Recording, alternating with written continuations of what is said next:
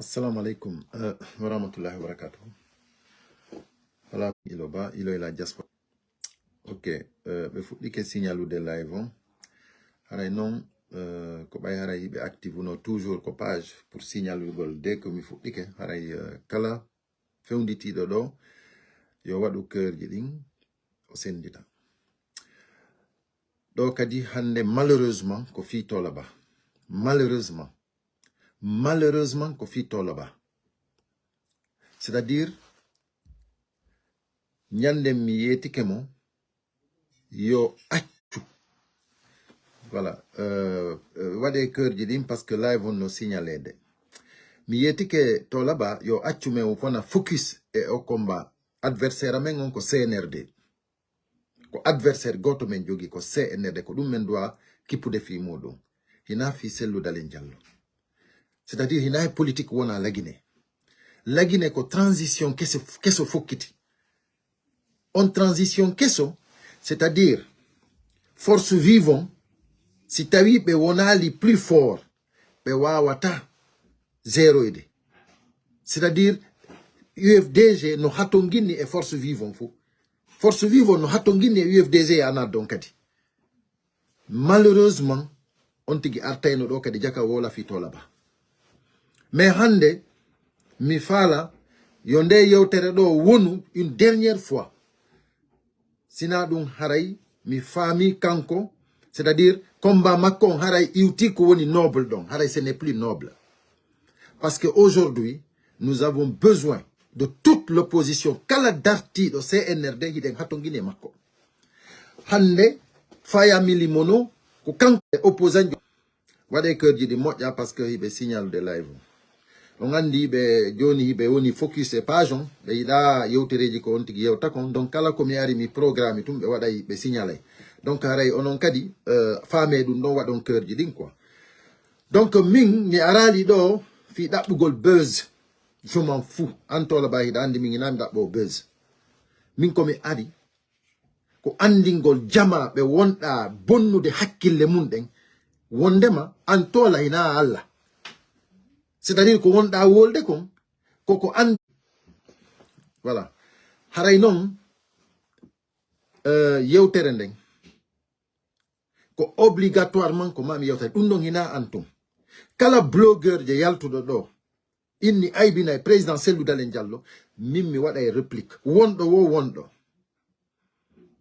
on fami donc haray non min komi inni c'est-à-dire kanko tolaba koyo accu o wada focus e adversaire si tawi hawri himo andi wonde ma Cellou Dalein lamoto walla lamota ko ça c'est son problème yo marandu no hore makko mene ngandi hina walla ko Allah hoddirta si tawno ko Allah nun hare no fewndo CNRD ala ko pale sekutu Mohamed 5 si tawno nun an tola hida anduno nun ko hondum arata jango ayeta to no me Mamadi Doumbouya. Donc aujourd'hui adarike ay ni wondema Cellou Dalein Diallo, c'est-à-dire a wadimo, c'est-à-dire a réduisimo au néant, c'est-à-dire qu'au zéro. Voilà une stratégie hay fouy. Bien.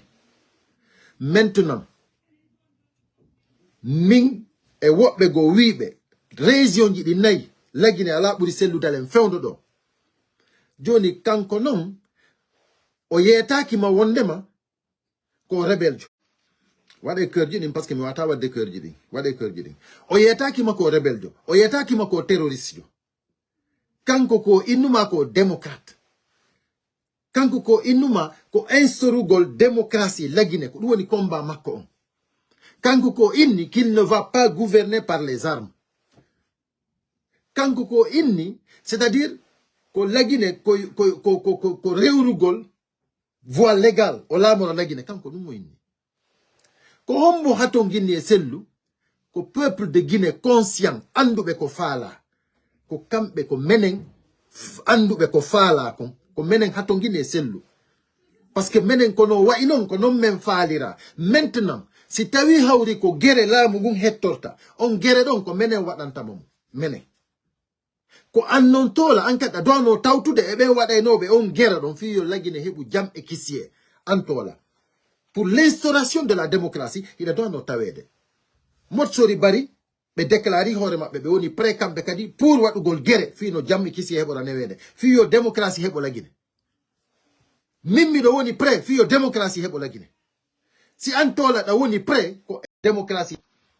Donc hare non ko honno famondirten. Enen don yiden dono wonde sur la même longueur d'onde. Ko enen dono famondirde enen heddi ben fu jonnidiren juude. Waɗen sifa ko ɓe waɗani Alassane Ouattara kon himɓe makko ɓen tigi tigi faamodiri ɓe inni ko ɓe waɗay gere on ha Alassane Ouattara jooɗo mais hara hina kallitugol hanki ko contre régime wonnoɗo ɗon on Alpha Condé ko on hanki ko wiɗen ko troisiéme mandat waɗata donc hande noon ko honɗum ko faala ɗen ko wino de wondema odo den bayo wari kanko o jamfien en fo cede o jamfien antigi tola tu étais pour Mamadi Doumbouya antigi tu étais pour Mamadi Doumbouya mikadi j'étais pour en fo cede ko neddo hari da woni pour parce que si tawno nun harada anduno ko arata a wonantano Mamadi Doumbouya gila au début ayeto to no jama fo angata waka mais kono bay ko neddo ko banu adama c'est compréhensif Mamadi Doumbouya ari jamfiken en fo ala wesu do jamfede. Allah mouawetake jamfede. Mais là maintenant, moi, ce que je ne peux pas comprendre, c'est que l'accusation dit on a accusé de Cellou Dalein, alors que lui, il n'a pas trahi le combat. Quand ko himo joki ko andira kon, ba mamadou ko andir nomo kon, ko dun o joki ha joni. Quand ko himo joki combat makon, ha hande lagine meda hebude sifa o parti do. Fewndo ko jonna parti on, et fewndo do ko parti on fewndi don, ça n'a rien à voir. Parti on est bien installé. Niveau national et international. Nous donc parti politique. Donc si tu as une joni den fa la partie rébellion, nous donc kadi ko enen wadata. Nous donc ko enen wadata dum. Et maintenant toi tu dois faire partie. Déjà on a créé un mouvement qui s'appelle Frappe. Donc maintenant qu'est-ce qu'il faut faire? C'est que c'est de s'associer. Voilà, il faut pouvoir l'iniren, joni ndiren jure, iden andi na politique wana. Terto den les gens qui n'ont pas trahi le combat. Si facile Cellou Dalein. Sifa Aliou Ba en ida mantude est-ce que commenter da Aliou Ba kon ko fi on ko parce qu'il n'a pas dessus ko parce que yimo jogi combat mo wone wadde combat on do noble buyi nay wondema Aliou Ba e Cellou Dalein rapproche no wodi hakkunde mabbe non mo beno jogi parti mum oda ko modèle be da ko UFDG mais ko hondu woni hakkunde mabbe c'est-à-dire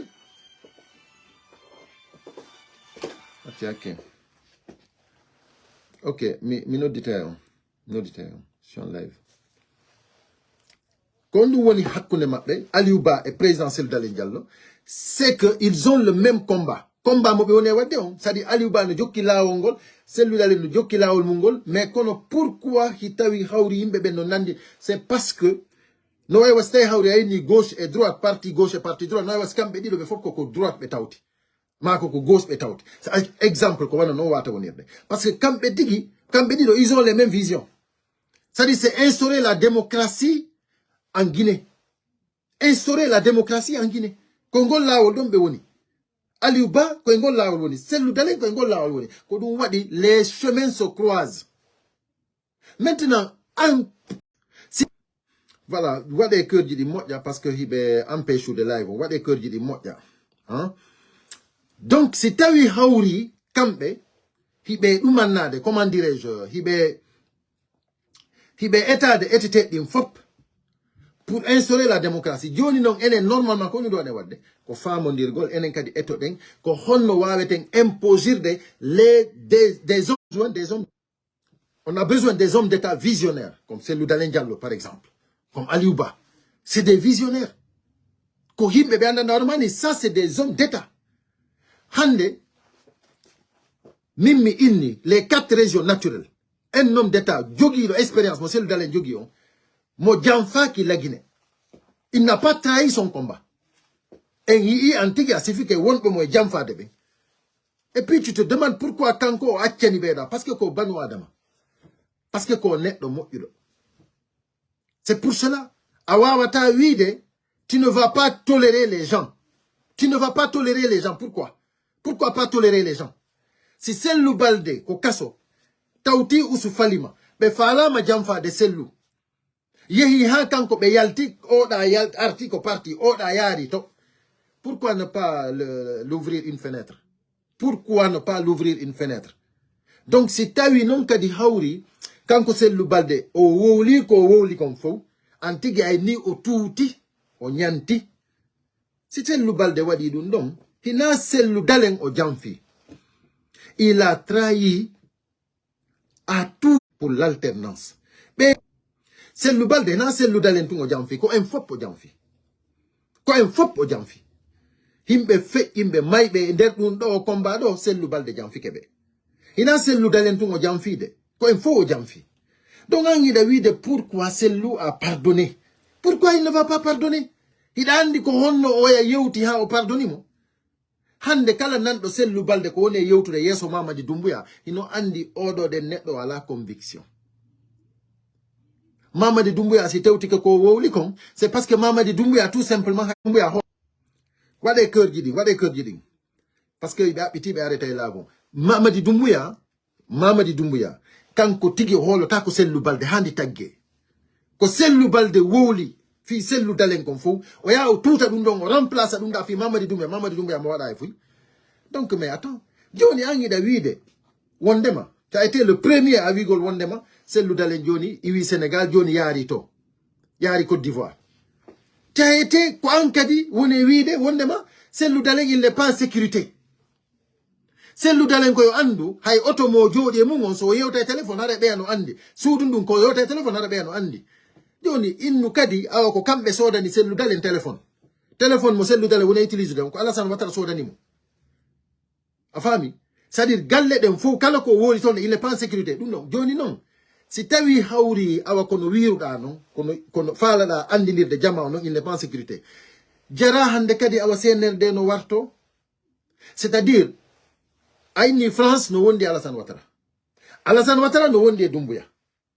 Johnny kambe an ko wiida on hare ko honno sellu wawata hebirde don pouvoir.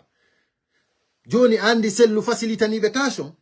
Johnny siko manda darebe wadi jarahi be tampa. France, Côte d'Ivoire, Guinée, be fop be hawtiti, Johnny be fop be woni contre sellu dalen. Jonno mimi fala mandinde antola. Ay non ko den leyde don tati non hawtondiri woni haray contre sellu dalen leader jamen on ko dum don wadi simen inni menen men yida perdude on don. Menen on don men wartoto fi makko. Te si be nangi mo kadi be ande be nangi mo nangetake. Si be nangi sellu ay si be nangi sellu dalen hina sifa antum ko des millions de personnes andinta be wondama sellu dalen hina memetedo. Donc si Tawianti n'est pas prêt pour ce combat là menen mede woni prêt menen utir be baw sellube menen faala be sellube mi handinte non wondema guinéyembe mojjube ben fo guinéyembe andube ben ko faala kon fo foppino faala yo sellu dalen ardo lagine foppino faala yo sellu dalen ardo lagine parce que sellu dalen ko neddo mo andanda hoore mani o golli lagine gilandema o fuddi golle himo gollude lagine o holli fo wondema himo wawi golle o holli lagine wondema himo wawi mottindirde jama lagine on fop cede selludalen holli capacité ji mun din ko men hatongine mun kon c'est-à-dire nantondiral Fouta Jallow yo Fouta Jallow fu hawtiti jokka hunde wotere dum koy sellu fuddi inna ko yo diwe den fu hawtitu inna odo menen faalamu koy sellu fuddi hina non ngari makko. C'est-à-dire c'est un gars qui a donné ses preuves. C'est-à-dire qu'on est au dimo a fal a wawata antola jodagol ko bawo téléphonement jiba ko Allah wadi kon dum wata wonde teddungal ko sellu dalen jonna kon ko Allah jonni teddungal gal jonni mo gal a wata ittande mo gal maki lagine si sellu dalen la maki lagine ko menem jibinande lagine andube ko faala nobe alternance faala nobe démocratie ko menem perde ara sellu perda sellu combat makko on si tawi den wolde do fi démocratie lagine iden fa la démocratie si tawi a jonde wolde fi alternance lagine c'est parce que lui il est là sina dum hareno ça n'existe plus alam yetto do laamu ngum hada il ne compte pas sur Cellou Dalein Diallo on wala lagine fewndo on wala laami do lagine wo sans Cellou Dalein Diallo wi ala maki ko odo fal réduisude o néant men sali tola men sali awawa ta jibu de Cellou Dalein devant nous tu ne peux pas mais yetikama nous ne sommes pas en politique on a besoin de tous les leaders des forces vives leader des forces vives Faya Milimono on le tire le chapeau nous avons besoin des gens comme ça c'est ces gens-là, c'est ces leaders-là qui nous restent. Cellou Dalein, à l'international. Aucun si tu as un leadership, Cellou Dalein, à l'international, ça ne te suffit pas. Nous, ça nous suffit. An, ko hondum monoranda Cellou Dalein. Min, a andinanno. A wadno do kadi live, wowluda. Han satin da jama wida aro e andinabe sa andinibe dum don kambe be fop be accita e Cellou Dalein ko fi honnum koko wino da kon wonde mako Cellou Dalein sali gouvernement de transition wade depuis OK a wawla li proposition mo wadda on antola a wawla li proposition mo wadanda Cellou Alpha Condé ne lima ya yawhida e Cellou wadana mo proposition si onon be anda ben ko be andude Alpha Condé ne limo inni wonde mako kanko o holi kanko yo o yeto Cellou accu kanko Alpha Condé wona président de la nouvelle transition Cellou Dalein wona vice-président kanko wada transition Alpha Condé après non Cellou lamo antola ko on démarche don wonna da wadde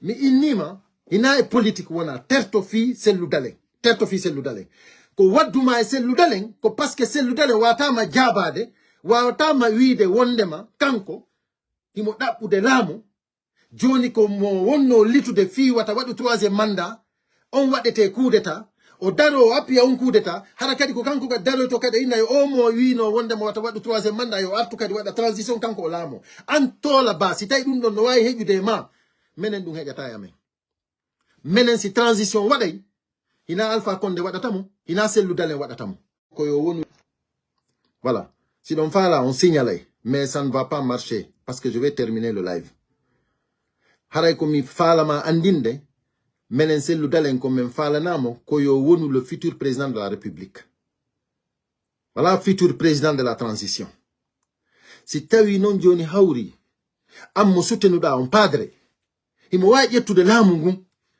yumo yo yetta laamu ngum mais terto Cellou Dalein tu travailles pour Alpha Condé c'est respectable c'est toi qui n'es pas cohérent dans ton combat c'est toi qui avais lutté ko an lituno fi RPG wi wondema RPG watta do 3e mandat joni non a arti a soutenir a won didi RPG fi wadugol hettugol lam c'est bon coalition fo no moyi pour dégager gol bedo moi je n'en disconviens pas mais je suis d'accord il y a une coalition et RPG je suis d'accord pourquoi pour dégager cela je suis d'accord voilà mais oui gol wonde may wada coalition pour que oui ano do watta 3e mandat yo artu wada non joni transition moi je suis pas d'accord mais innuma hondo si Cellou jabane no dum do min tigi mi accita e Cellou parce que mi andi il nous a trahi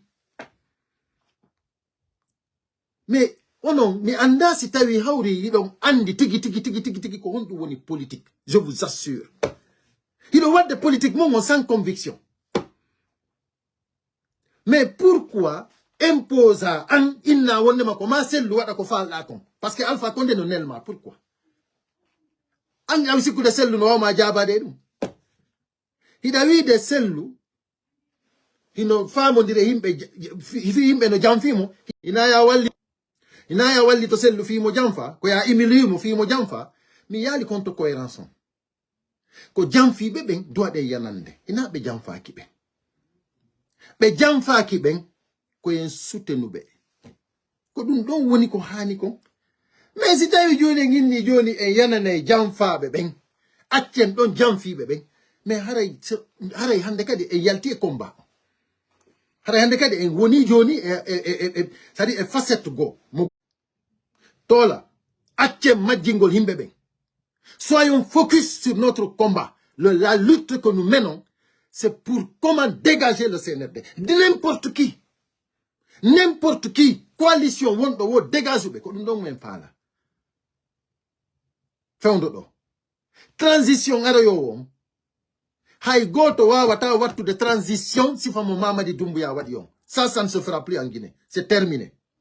Dum do wattata hande kadi. Argol daro wada décret ji jemma imma fo ara tawta dum c'est terminé. Ça lamike par les armes a yette lamu ngum jonna be doa be dirige de lendim be wada sarti ji mabbe ding be holla ko be fala kon be lambina be fala be sina dum toi même tu vas dégager antigi e lamu ngum jettuda ngum tu vas dégager acce modifi Allah minani da weltano Benito fi Benito no defanduma wondema ko nati do ko yaltido Benito min ko min burmo weltanade Benito ko min burma weltanade Damaro Benito Mamoud Silla min burma be weltanade min mi wadani be hay vidéo spécial fu hondu wala na dum don jama fo ko fi hondu mi weltani Benito e Damaro e Mamoud Silla etc. fi hondu parce que be andini jama on kambe hibe jogi conviction Alpha Condé mo be wonanno on han wadi 3e mandat be jokkimo haysi o maye e mum be mayday e makko be mayday e Alpha Condé. Voici des gens vraiment doivent be weltanede parce que kambe ko be wino don ko hombo woni do den doa ka weltanede ko am ko wino 3e mandat wa ta hande non ko am fala kadi doano do wadde wonno do wadde 3e mandat itta don mo wiida batte o ittano ko an kadi faala kadi on don attu kadi wada transition faala da no yo président Cellou Dalein Diallo yo taw hada ko kanko nata vice président on don ko faala ko woni men faalaka ko dum do woni problème mo antola ko faala da ko woni men faalaka si tawi hawri président Cellou Dalein Diallo lama ki lagine few luttiri ni haray ko enen perdi hina Cellou Dalein perdi dum don kadi woni ko yo natu ko ndu noru ma do wona derton harandu yalta hara yaltali. Si président Cellou lama qui la Guinée, c'est la Guinée qui a perdu. C'est pas Cellou qui a perdu. Il faut que ça soit clair dans ta tête. Si tu as eu un mandat parce que je ne vois pas mimi anda ko en hombo jogani la Cellou Dalein. La Guinée no hatongini himbe noble, himbe jogibe éthique, conviction, engagé, des gens qui ne sont pas des traîtres comme Cellou Dalein. La Guinée a besoin de ces gens-là. Nous les réclamons tous les jours, des gens comme Cellou Dalein Diallo. On n'en a pas. Les seules personnes que nous avons, les peu de personnes que nous avons, nous ne pouvons que si Fama Antola, tu devais faire partir des jeunes Guinéens, douanobe, wallita de fino, alternance démocratique assurée. Yowonu la Guinée. Alternance démocratique assurée. Il n'a pas de alternance. N'importe qui. C'est-à-dire, un État ne peut pas être dirigé par n'importe qui. Mais on a eu toutes les preuves. On a eu toutes les preuves. Même ici en France, on a vu l'État. On a eu ici des gens qui ne sont pas expérimentés ne peuvent pas diriger un État. Nous sommes en France, on voit les exemples. Nous avons vu au Sénégal les exemples. Pourquoi en Côte d'Ivoire ça va? Parce qu'il y a quelqu'un, un Alassane Ouattara, qui a de l'expérience, qui a dirigé le pays. C'est pour cela que le pays a pu décoller. Il faut des gens qui connaissent. Il faut des gens qui connaissent. Alpha Condé, quand il a pris le pouvoir, contre autant la Guinée dans la merde.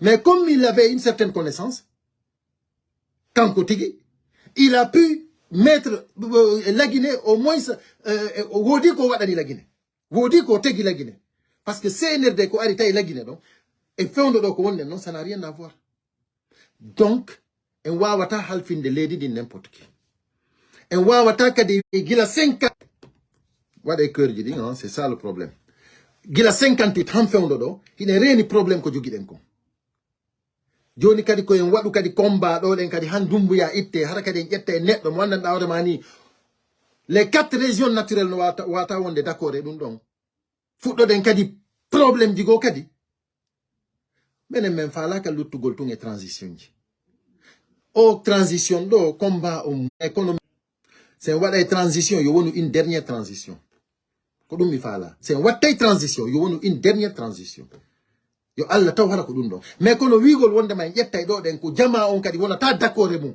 imposer ɗum ɗon hara kadi en yaltata e transition parce que woɓɓe go kadi ɓe wona d'accord ɓe immoy to kañɓe kadi ɓe ina kadi toujours kadi ko ma combat on continue ko c'est juste kadi ko han ɗum ɗo ɗen laaɓa parce que laaɓa donc haray si tawi hawri ay ni wondema sellu e incapable sellu ala stratégie men jaɓanima ɗum ɗon mais pourquoi enen e wawata ɗaɓɓude stratégie pourquoi enen e wawata ɗaɓɓude stratégie antola stratégie ma on holli men ɗum ɗon holli en ɗum ɗon acci yaren stratégie ma on acca dénigrugol golluɓe golle ɗe andanɗa hoore ma ni leydi men ndin fof koɓe exemplaire e muɗum e golle kelɗuɗe an ko ɓen ɗo wata dénigrude minen ko neɗɗo mo andanɗa hoore ma ni million de personnes no ɓawa makko a wata dénigrude on ɗon innalan ko stratégie moƴƴo c'est une mauvaise stratégie sellu ko yimɓe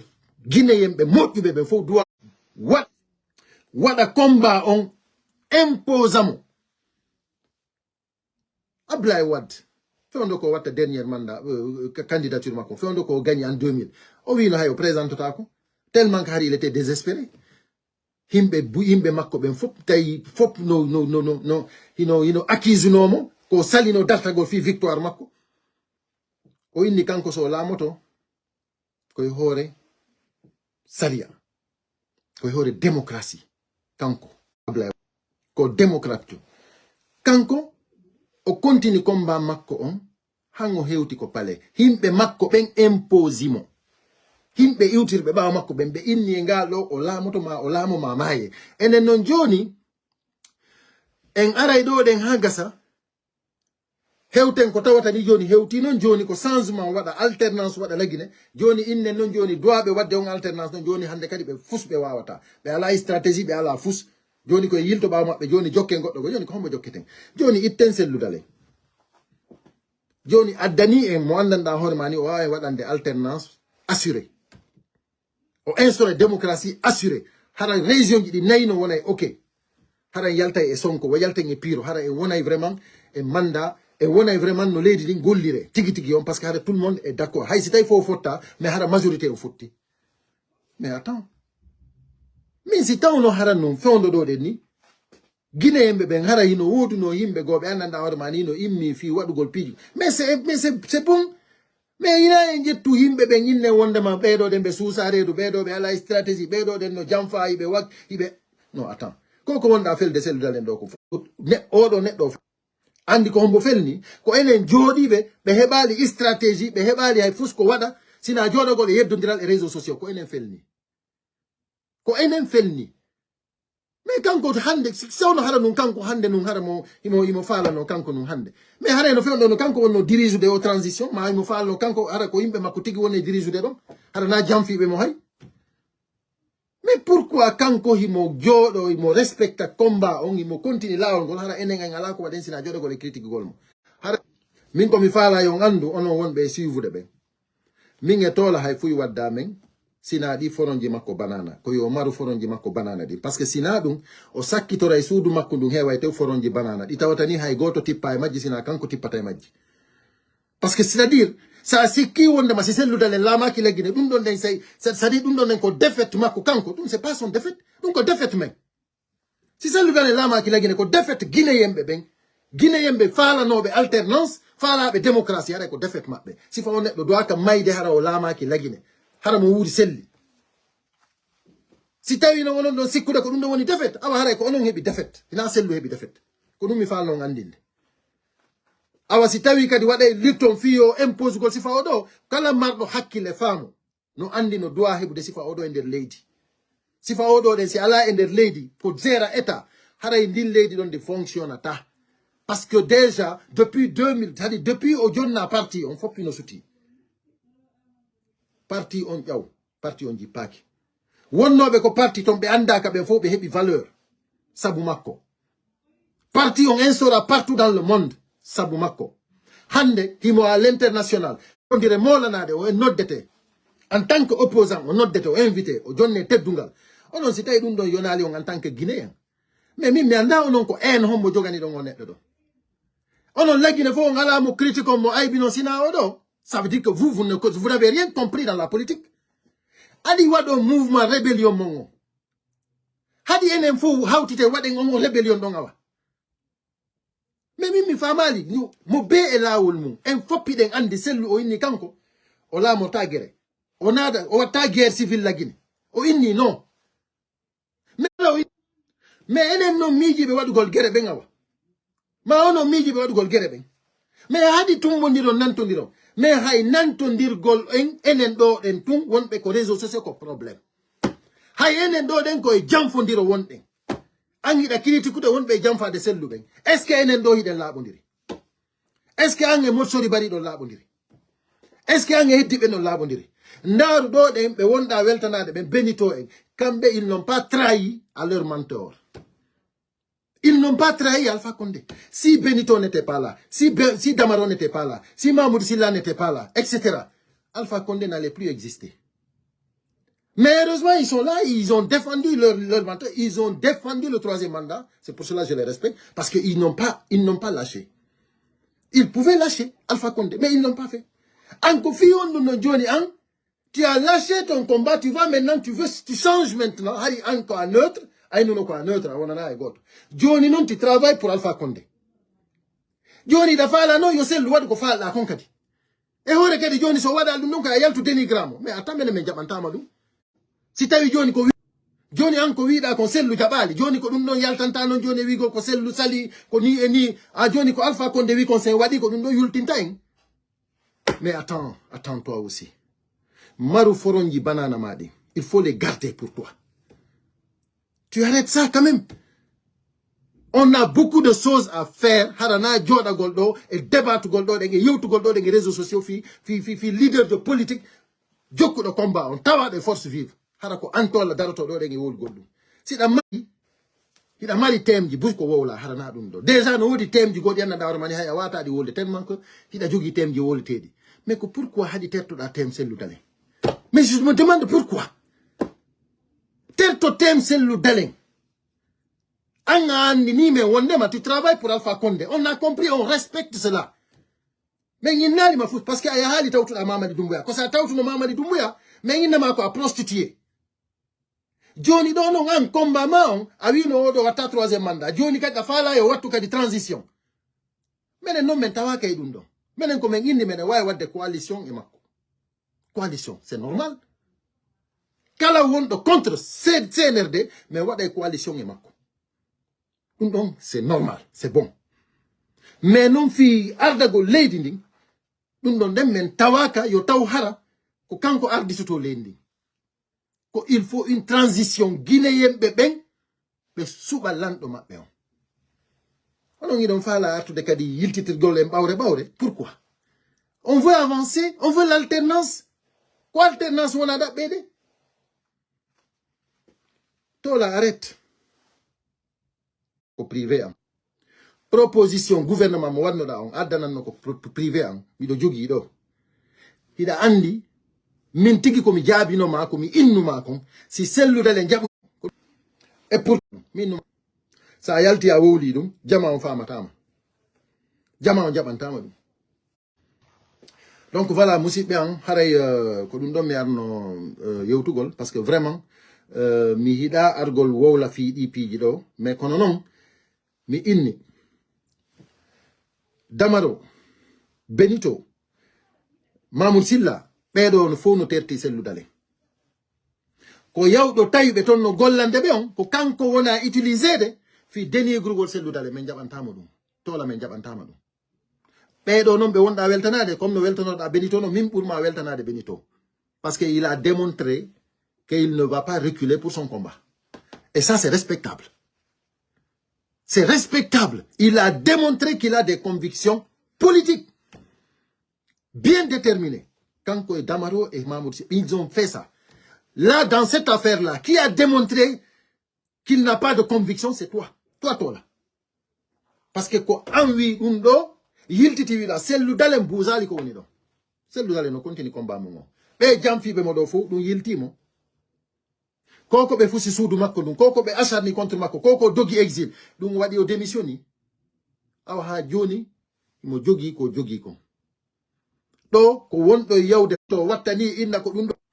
Ko an woni wiide no feri forum bañane no yilti no yeyi no woli dum do no arte dum do sellu ko ni sellu ko na non do combat o men fop meden jokki combat ko dum min numa sa wattanali la combat ma o acce wongol noble parce que si tu continues à s'acharner contre Cellou Dalein Diallo, c'est-à-dire que c'est toi-même qui vas t'éliminer dans ce combat-là. Parce que le combat là, c'est contre le CNRD, c'est pas contre Cellou Dalein. Le jour qu'on viendra pour parler de la politique, on te maintenant kadi ko fi politique wonaten parce que la Guinée no doit subude neddo ardoto do leydi ding hartaki. La Guinée no doit yaltude o sonjama woni. Fi yaltugol non yo sonja do ina wondo o doit halfinede di leydi. Donc haray dum non ko teddungal e ma. Voilà, haray ko dum adduno lan do musibbe am. Ko wakkilagol. Min ko mi innata jama on fu ko wata goto nanu si tawi hawri hibe faala hendagol Cellou Dalein yobe wadu joni mandat d'arrêt bay joni France Côte d'Ivoire La Guinée fo no woni hunde wotere contre Cellou yobe wadana mo mandat d'arrêt komi inni enen jokkube Cellou ben ko enen woni jabantabe dum kumo be wadani Cellou ko enen ko menen inni men jabantabe dum don e nder aduna Allah fo non himbe Cellou Dalein e implanté e nder aduna Allah fo. Si tawi non be wadi non sifa dum don on coalition dans les trois pays là be wadi on dum don be nangi Cellou ko on tumati andata Cellou en comparaison mo da wadande Cellou no dépassi konko wonda wolde donc ça dépasse ça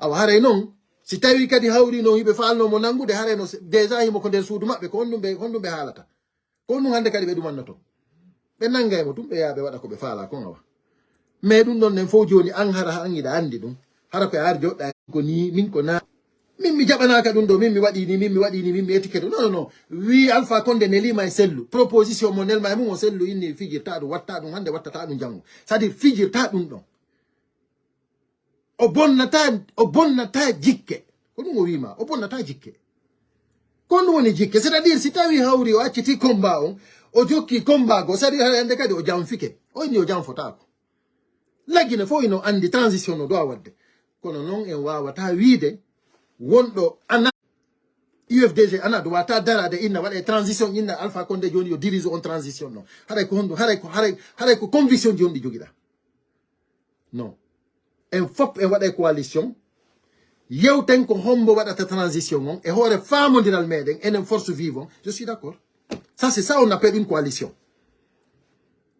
Après non joni c'est une hewte phase politique on mo be non joni darano non faalabe Alpha Condé be darano Alpha Condé faalabe Cellou Dalein be darano Cellou Dalein mais c'est ce qu'on doit faire harana joda gol do de dénigro dum menen fewndo do den ni hina faya mili mono hina odo ma odo menen ko kala wondo ko force vive mede wonamma on est avec toi donc haray musibbe an ko dum adduno lan do min hay fus waddala nge tola onon sikkube don de wonde mako dingo ko forum bananaji makko di waddi men ha fusina yo arrêtu voilà si mo jogi missile ji yo addu missile ji joni lan na quoi mais qu'il arrête